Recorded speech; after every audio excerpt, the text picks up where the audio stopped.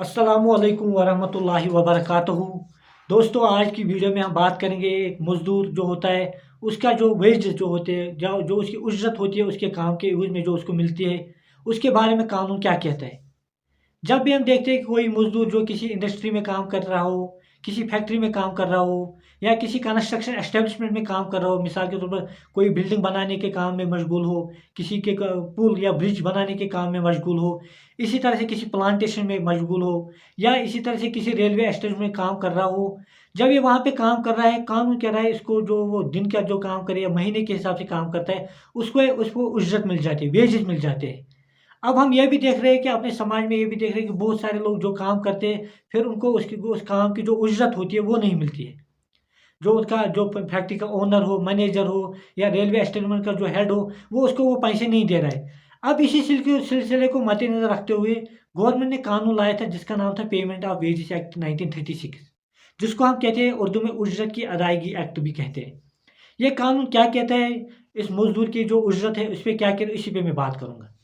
सबसे पहली बात यह है कि वेजेस क्या होती है, उजरत होती क्या है। इस कानून के मुताबिक उजरत होती क्या है, वेजेस होते क्या है। इसमें हर वो कोई चीज़, मिसाल के तौर पर अगर वो कोई कॉन्ट्रैक्टर है और उसने किसी को काम पे रखा, उनके दरमियान अगर कोई माहिदा हुआ, कोई सेटलमेंट हुआ कि मैं आपके साथ काम करूंगा, मुझे महीने का 20,000 दे दो, ये भी सैलरी में आता है। या कभी उसको बोनस भी दिया जाता है, कभी उसको लीव पे, अगर वो लीव पे भी होगा उस पर भी उसको इज्जत मिल रही होगी, वो भी इसमें आ जाएगा। इस तरह से अगर कोई अलग चीज़ से भी बोनस मिल रहे और कोई एम्यूनिटी मिल रही, वो भी उज्जत में आते हैं, जिसको हम वेजेस कहते हैं। अब इसके बाद आता है कि कहाँ कहाँ पे ये जो एक्ट है, पेमेंट ऑफ वेजेस एक्ट जो है, ये किस किस जगह पे मतलब इम्प्लीमेंट हो सकता है, किन किन लोगों पे लागू हो सकता है। सबसे पहले कह रहा है कि फैक्ट्री जो होगी, उस फैक्ट्री में जो मजदूर हो उन पे भी ये एक्ट लागू होगा। इस तरह से अगर किसी इंडस्ट्री में मजदूर होंगे उन पे भी ये एक्ट लागू होगा। इस तरह से अगर किसी प्लांटेशन पे मजदूर होंगे उन पे भी ये एक्ट लागू होगा। इस तरह से अगर रेलवे एस्टेब्लिशमेंट होगा उस पे भी ये लागू होगा। अगर किसी का माइनिंग का काम कर रहे हो, खुदाई का काम कर रहे हो, वहाँ पे भी ये एक्ट लागू होगा। इसी तरह से बहुत सारी चीज़। इसी तरह अगर कोई कॉन्ट्रैक्टर है, वो किसी कंस्ट्रक्शन काम में, कंस्ट्रक्शन एस्टेब्लिशमेंट काम कर रही है, मिसाल के किसी जगह पुल बना रहे हैं, किसी जगह कोई बिल्डिंग बना रहे हैं, ये सभी चीज़ों पे ये एक्ट लागू होगा। अब इसके बाद दूसरा सवाल ये आता है कि अगर किसी ने किसी जगह पे काम किया है और ये किसकी ज़िम्मेवारी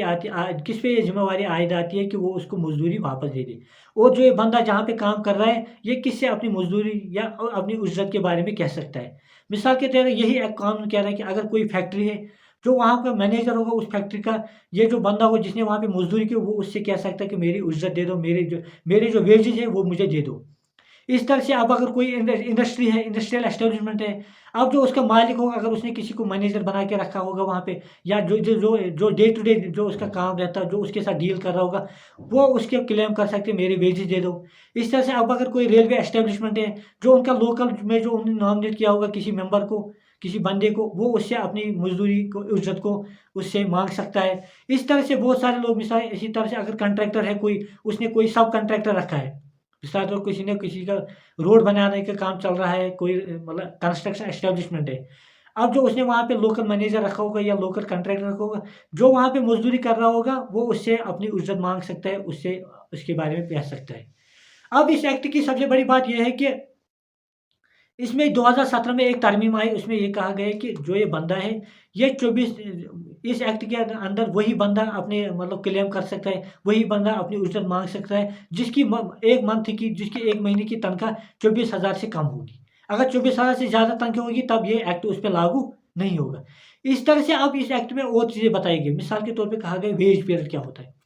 वेज पीरियड मतलब होता है कि 7 दिन तक आप काम करो, उसके बाद में आपकी जो जो आपने कमाई की हो उसके बाद में आपको मतलब वो पैसे दे दूँगा। किसी में ये है, ये कहा गया कि आप 14 दिन के लिए मेरे यहाँ काम करो, 14 दिन के बाद ही मैं आपको पैसे दे दूँगा। इस तरह कभी किसी को ये कह रहे कि आप डे टू डे बेस पे दिन के हिसाब से मेरे पास आ जाओ काम पे, दिन शाम को मैं आपको पैसे दे दूँगा। और ज़्यादा से ज़्यादा जो वेज पीरियड होगा, आप 1 महीने तक किसी के वो उसके उज़्रत कमाए हो, जो उसने वेजेज़ कमाए होंगे, उसको रोक सकते हो। 1 महीने से ज़्यादा नहीं रोक सकते हो।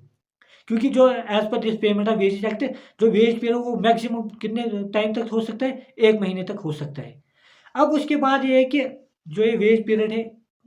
कितने दिनों तक इसको जो एक बंदा होगा जिसने ये मज़दूरी की होगी, इसकी तनख्वाह ये कब तक मतलब ज़्यादा से ज़्यादा लेट कर सकता है, कब तक इसको वो पैसे नहीं दे सकता जो इसने उज़्रत में कमाए होंगे। ये क्या है, एक्ट कह रहा है कि अगर कोई एस्टेब्लिशमेंट ऐसा है जिसमें 1000 से ज़्यादा लोग काम कर रहे होंगे, उसका अगर किसी फैक्ट्री में 1000 से ज़्यादा लोग काम कर, किसी इंडस्ट्री में 1000 से ज़्यादा लोग काम कर रहे होंगे,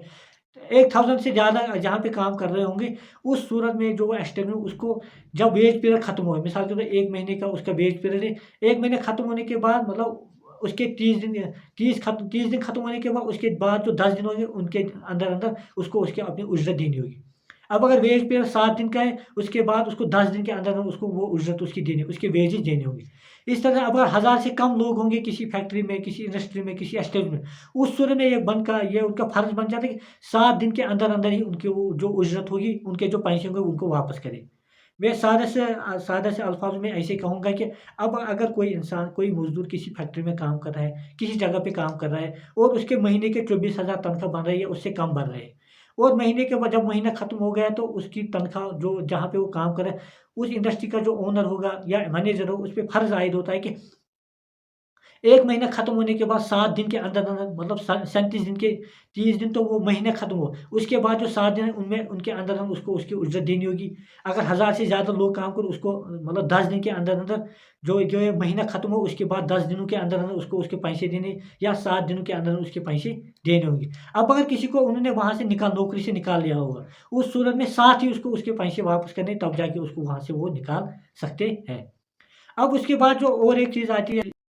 डिडक्शंस मतलब किसी को कटौती करना। मिसाल के तौर पे कोई मज़दूर किसी जगह पे काम कर रहा है। अब और उसकी वजह से कोई नुकसान हुआ होगा या वो घर में ही बैठा लीव पे घर पे ही बैठा था या उसके मतलब उसने कोई ऐसा काम किया हो कि जो उसने मतलब जो उसके मतलब जो काम का जो तरीका था उसने उसके फ़ॉलो ना किया और उसकी वजह से उसकी जो कंपनी होगी, जो वो इंडस्ट्री होगी, जो वो फैक्ट्री उसमें नुकसान होगा। उस सूरत में ये कानून कह रहा है कि उस सूरत में उसके क तनख्वाह से कटौती हो सकती है। मगर उसमें भी इस कानून ने कुछ मतलब बंदिशें रखी है। सबसे पहली बंदिश ये रही अगर कोई किसी कोऑपरेटिव में काम कर रहा होगा, उस सूरत में अगर उसकी तनख्वाह 1000 होगी, उस सूरत में उसकी 75% से ज़्यादा की तनख्वाह वो डिडक्ट नहीं कर सकते, कटौती नहीं कर सकते। अब अगर कोऑपरेटिव के अलावा कोई किसी और इंडस्ट्री में जगह पे काम कर, उस सूरत में उसकी तनख्वाह 50% से ज़्यादा उसकी तनख्वाह काटी नहीं जा सकती है। और ये भी जो ये कटौती के जो मामला थे, ये भी मतलब वो जो एक्ट है, जो कानून है, उसमें 18 ऐसी कैटेगरीज़ बताई गई, ऐसी चीज़ें बताई जहाँ पर कहा गया कि इन सूरत में हम उसके जो तनख्वाह है, उसको हम काट सकते हैं। और कभी भी ये नहीं है कि उसकी पूरी की पूरी तनख्वाह उससे क्या काट ली जाएगी। अब अगर किसी पर फाइन आयद हुआ होगा, उस सूरत में यही एक कानून कह रहा है कि 3% से ज़्यादा उस पर फाइन लागू नहीं होगा। अब ये है इसके बाद जो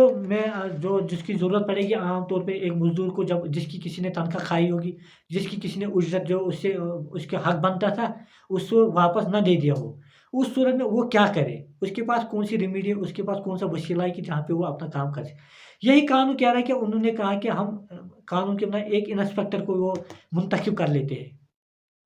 जिसका नाम ही होता है इंस्पेक्टर, जिसको हम आमतौर पे लेबर लेबर इंस्पेक्टर भी कहेंगे। उस पे ये हक है कि उसका ये काम ही रखा गया है इस कानून ने कि वो इंस्पेक्ट करे किसी रेलवे एस्टेब्लिशमेंट को, किसी इंडस्ट्री को, किसी मतलब फैक्ट्री को, कि देखिए कि वहाँ पे ये जो एक्ट है, जो कानून ये फॉलो हो भी रहा है या नहीं हो रहा है। अब अगर उसको लग रहा है कि फॉलो नहीं हो रहा है, वो उस सूरत में उस पे एक ताज़ीबी कार्रवाई भी कर सकता है। अगर उसको ये भी लग रहा है कि मिसाल के तौर पर अगर वो किसी जगह पे जा रहा है,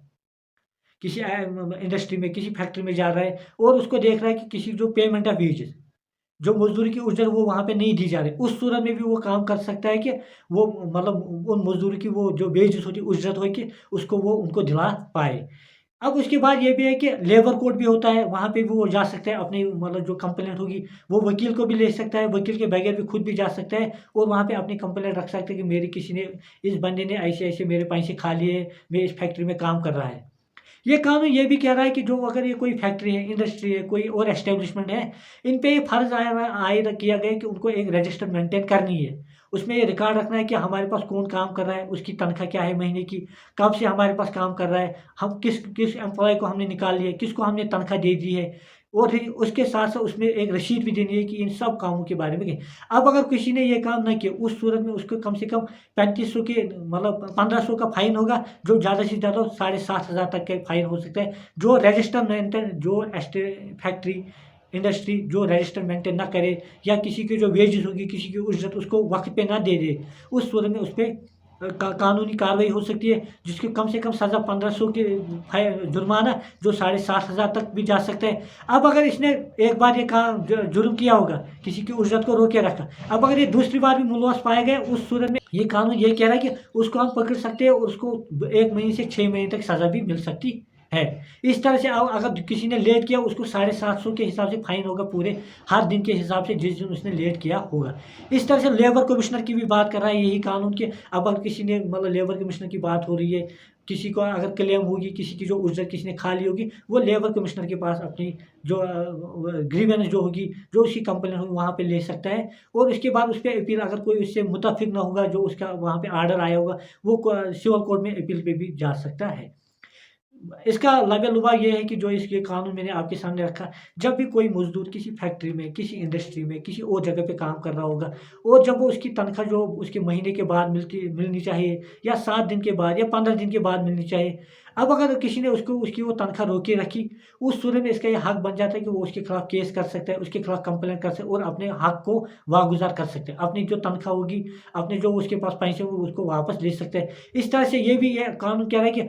कोई भी जो एम्प्लॉयर होगा, किसी फैक्ट्री का मालिक ये नहीं कि कर सकता है कि किसी ने वहाँ पे उसकी कंपनी में काम कर रहा है और उसकी वजह से कोई नुकसान हुआ होगा उस कंपनी का, उसकी वजह से उसकी पूरी तनख्वाह ही बंद रखे। बल्कि ये एक्ट कह रहा है कि 50% से ज़्यादा उसकी तनख्वाह बंद नहीं कर सकता है, और अलग-अलग जगहों पर बोल रहा है कि किस सूरत में उसकी तनख्वाह कम कर सकते हैं और कब कर सकता है। इसके बारे में ये कानून है। हो सकता है कि मज़दूर लोग जो है उनको फ़ायदा मिले। शुक्रिया।